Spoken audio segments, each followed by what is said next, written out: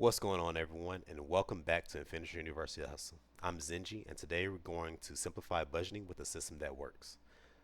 I do apologize, and I understand that these past lessons have been, basic stuff, basic concepts, and whatnot, but we're going to have a bunch of new people that will be looking at these different things, later in life or whatever. And I feel like this kind of sets the floor, gives you that foundation to when we get to these more advanced concepts and stuff. So, bear with me while I go over a few more basic things, and then we're going to move over to some more advanced stuff in the next coming weeks. So, today we're going to be talking about the 50/30/20 rule. This rule is a straightforward way to manage your money, balance your spending, and build savings, all without feeling overwhelmed. So, let's get started. All right. Budgeting might sound intimidating, but it's really all about taking control of your money so it works for you. Whether you're saving for a big goal, managing day to day expenses, or planning unexpected costs, a good budget is your roadmap to financial freedom.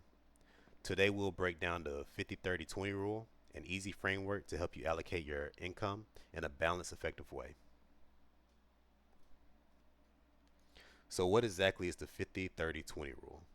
It's a budgeting guideline that divides your after tax income into three simple categories: 50% for needs, 30% for wants, and 20% for savings and debt repayment. This rule ensures you cover essentials, enjoy life a little, and also build a secure financial future. So let's first talk about your needs first. The 50% should cover all your essentials, things like rent, mortgage, utilities, groceries, transportation, insurance, different things like that. These are all non negotiable expenses and they're usually fixed, and you technically need them to live or work. By keeping this category at or below half of your income, you create room for your budget. You create room in your budget for everything else.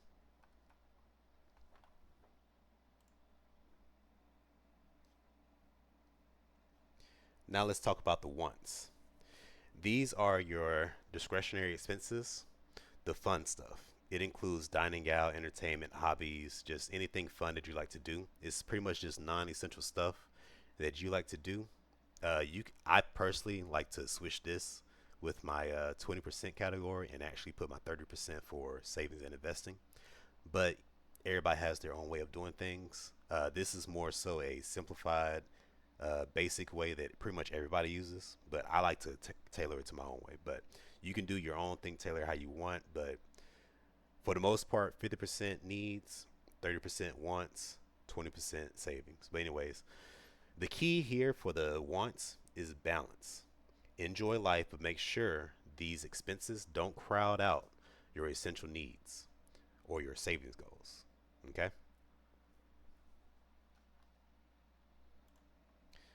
Now let's get to the savings. This portion is dedicated to building your financial cushion and paying down debt.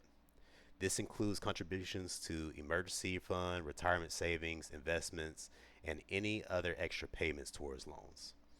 This is the part where your budget This is the part of your budget that secures your future, helping you grow wealth and reduce financial stress over time.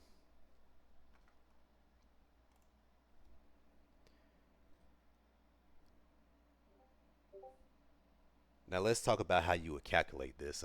We'll talk about why it works, but let's talk about how to calculate it first. Start by calculating your monthly after tax, and this is important. After tax income. You don't want to do it before tax, you want to do after tax. This is your take home. Then simply allocate 50% of that income to your needs, set aside 30% for your wants, and then reserve 20% for savings and re-debt payment. It's a flexible guideline. If you find yourself spending too much in one category, adjust accordingly. The goal is to maintain balance and ensure you're you're progressing towards your financial goals.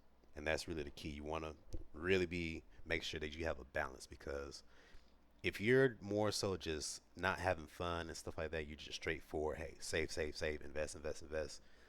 You're not really gonna have an enjoyable life. You're gonna be, stressed sometimes and whatnot. So it's good to have that balance, and that's why they have this basic rule, 50/30/20. And like I said, you can change it however you want, but it's really good to just follow it how it is if you aren't really like secure in, or if you haven't been doing any of this for a very long time. If you're new, it's just always good to just follow this. But once you actually get to understanding how this stuff works and whatnot, then you can start tailoring these different things, these different concepts and stuff to however it helps your life. Like I said, me personally, my 50 is always going to be my needs. My 30 is going to be saving and investing. And then my wants is going to be 20 because my wants is less important to me than investing in my needs. You know what I mean? All right. So let's go and go to the next slide. Let's talk about a real life example. So let's say your take home pay is $3,000. We all know that 50% of 3,000 is 1,500, so that's going to go to your needs. You're going to set aside 900 for your wants, and then of course that 600 is going to be dedicated to your savings and redebt payment. Your payment for you to repay debt. This is a clear breakdown and not only makes budgeting simpler, but it also helps you identify where you might need to trim expenses and boost your savings. So there's a lot of people out there that have, doubts and misconceptions about, the 50, 30, 20 rule and stuff like that. Many individuals find it difficult because of inflation and stuff, but if you automate these different things like I like to do, it will literally, when I say literally, help you out. You don't have to push this money anywhere. You don't have to really stress. All the money is going where you need it to go, and you're actually not having to worry about if you're able to pay this, if you're able to pay that, because the money's already there. If you go ahead and set you up three different accounts, one for savings, not for saving, one for your needs that your 50% goes to, you don't look at it, you don't touch it, you don't do anything with it. All that stuff just goes there. Well, the 50% just goes there, and then the money comes out with whatever bill comes. All your bills are paid on time. You can always, jump to your 20% account and then send a little bit of extra money over, not over, but pay a little bit extra with that account and whatnot, just if you want to get some stuff paid down quicker. But automation will really help you to where you won't have to stress about none of this stuff. You should always prioritize savings versus debt. I personally like to pay myself first. I always save and invest before I pay any type of debt, just because I want my money to stay with me a little bit longer than going towards a company that I owe a little bit of money to. That's just me. You know, some people like to pay their debt first before they start saving. I'm totally different. Not saying that that's the way you should do, but that's just the way that I do things. And then you can adjust the percentages however you want. Some people may want to do 6% for their needs. Some people may want to do 40% for their needs.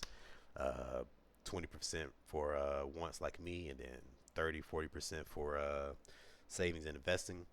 It's just all depends on your financial goals, your financial situation, and different things like that. All right, so that is a wrap for our session on the 50-30-20 rule, a simple yet powerful tool to help you manage your finances. By dividing your income into needs, wants, and savings, you're setting up a balanced budget that helps you live comfortably today while planning for tomorrow. If you found this video helpful, please subscribe, and share with anyone who you could who could use a budgeting boost. And don't forget to join our community Discord for more real-time insights, tips, and support you on your journey to financial freedom.